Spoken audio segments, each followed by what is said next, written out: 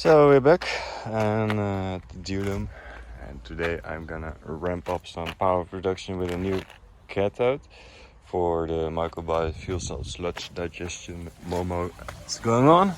We got this AST filter that collects the fish poo, and then we can just divert the fish poo with a valve. Let's take it open. Here you go. And here is the fish poo. Boop. There it goes. Brown sludge, filling up the container. So that's good. Let's give it one more flow. Yeah. Whoopa. Fuel power, full power. I hope it will be empty before it will overflow. And let's continue. Cut. There's a lot of sludge available. Also got a little bit of my hand. So let's clean it up a little bit, because we're gonna get our hands dirty. This is like a brown soup. You can see it bubbles escape and stuff like that.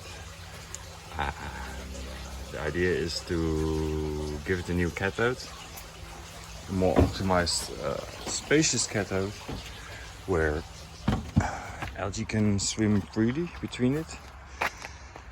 I also got a new algae cell. I'll get back to that later. It's like microbial life in the mix. But let's get back here. This was the old one, so it is like really not ideal. Just did something. Maybe I made some spacings between there, but it's not ideal for ideal mass flow and stuff like that. It's a little clumsy, and I needed some stuff to hold it together. It worked, but the length is also too long. It touches or disturbs the resistance on the anodes and the cathodes, so they are too close to each other. So this is the new version. Also the hydrothermal treatment with potassium manganese, where you destroy a little bit of the carbon, and then micro nano crystals of manganese oxides will grow on these surfaces, and therefore you get a better oxygen reduction rate, and we have a better spacing, which are based on fish gills. So if you should move any form, they won't touch each other. That's the idea of it. If it stays together, because of traveling. So it's one giant gill where algae can flow through and grow above it, so like this, and then produce oxygen that the cathode needs for its half reaction. It's a complete redox reaction, and we also get a higher oomph because it works as a catalyst for the oxygen reduction. So we see what we'll do, but first I need to make it hang on a bar. So I was thinking about this. It will suffice, and then with tie wraps it will also suffice. So let's get busy. I hope it will stay focused on the camera, but it's really a beast.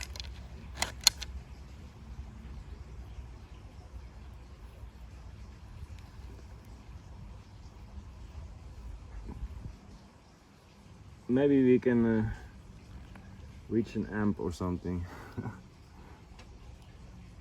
with this thing. No idea, but we shall see.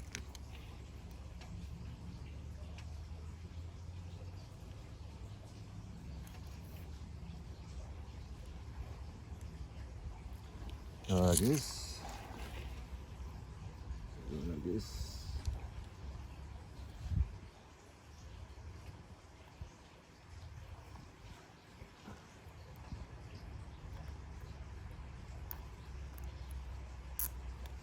You go like this.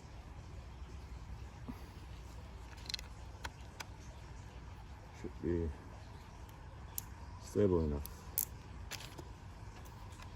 moist.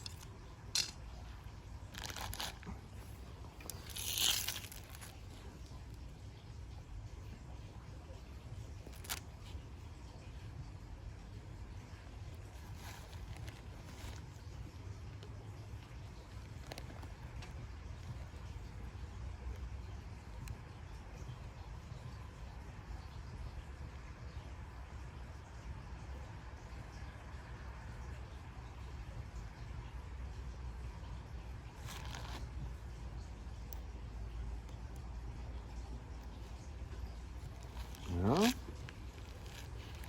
Even hier. Even hier. Ja.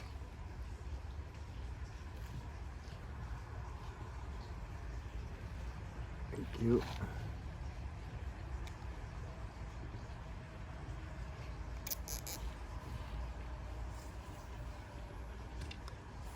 Need more toilets.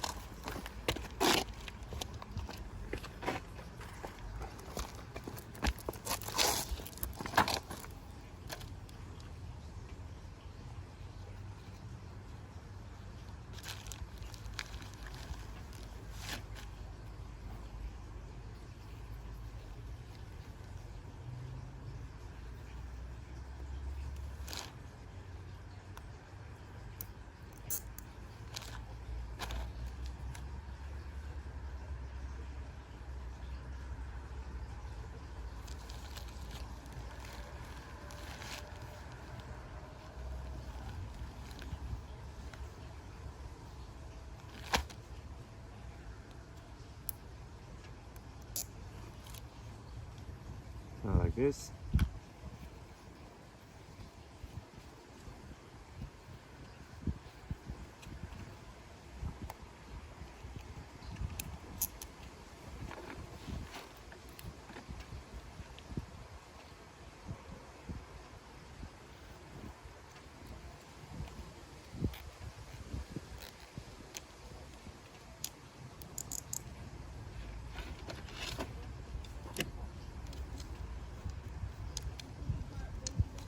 That should do the trick then.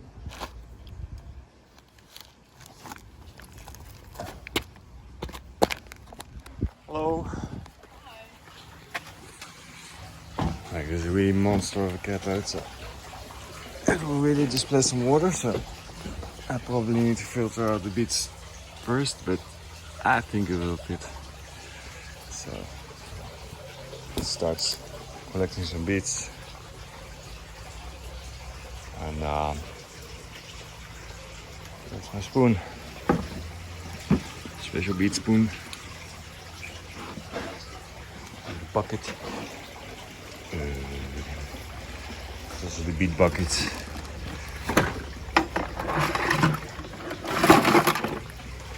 Yeah.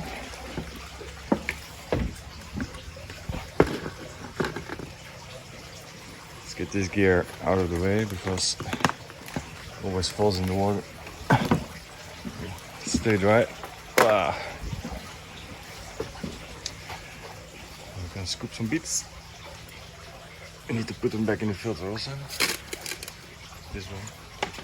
It's like a lid. You can screw off, put beads back. So many beads in the system. Can't lose them, but. So I'm always hunting behind them. They say you will also always lose some beads in the flesh, but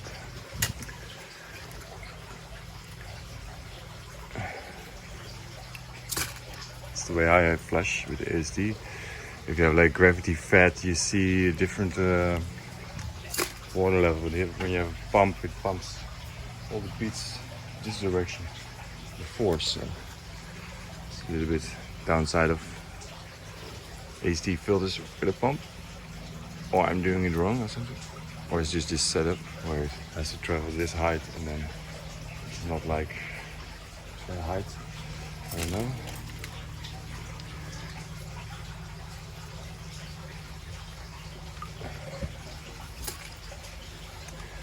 Let's see. It's already 10 minutes long.